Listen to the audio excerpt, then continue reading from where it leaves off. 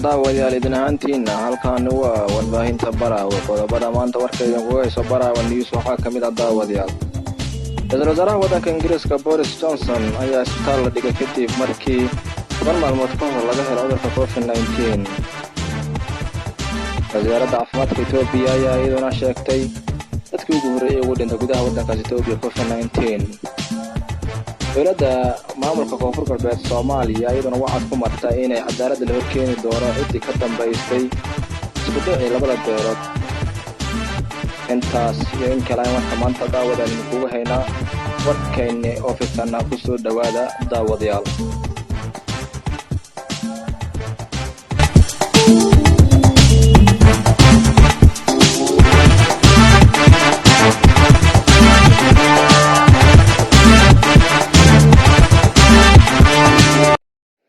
maalmo isniina taariikhda ay ku beegan tahay 6 Abriil 2020 aanu ku bilownay Ra'iisul Wasaaraha waddanka Ingiriiska Boris Johnson ayaa isbitaal la dhigay kadib markii 10 maalmood ka hor laga helay cudurka dilaaga ee COVID-19 sida laga soo xigtay Downing Street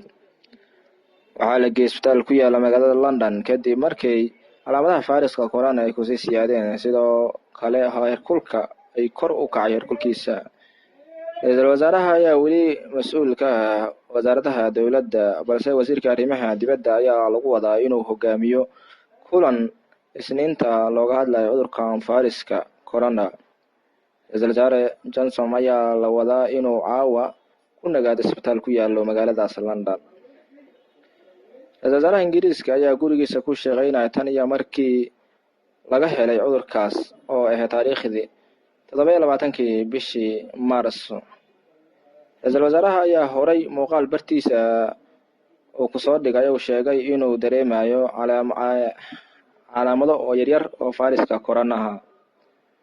Wasaaradda Caafimaadka Itoobiya ayaa iyaduna shaaca ka qaaday dadkii ugu horreeyay ugu dhintay gudaha waddanka Itoobiya COVID-19 laba qof oo cudurka ayaa ku dhimatay qaybta xaaladda degdega ee isbitaal ku yaala magaalada Addis Ababa Itoobiya waxay hadda xaqiijisay 43 qof oo ku dhacay cudurka COVID-19 ee dilaaga Itoobiya waxay kiisaskii horay cudurka uu u xaqiijisay 12 bishii Maarso waxayna xirtay dhammaan xuduudaha iyo meelaha dalka Itoobiya laga soo galo badan ku amartay in gudaha waddankaas la xiro ay bandowta xuduudaha waddankaas markii horeyso bishan Maarso ay xabsiyada waddanka Itoobiya laga sii deeyay 4,000 oo maxaabiis ah si looga hortago cudurka dilaaga ee COVID-19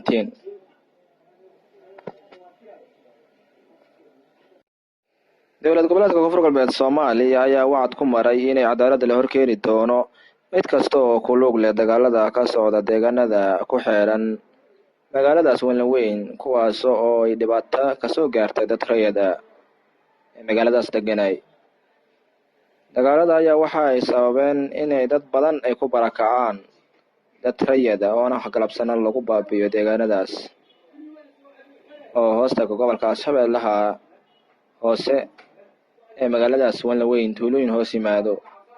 wasiirka dhinaca kale wasiirka warfaafinta dowlad goboleedka koonfur galbeed Soomaaliya Waas Xasan Cabdi Maxamed ayaa la hadlay warbaahinta ayaa sheegay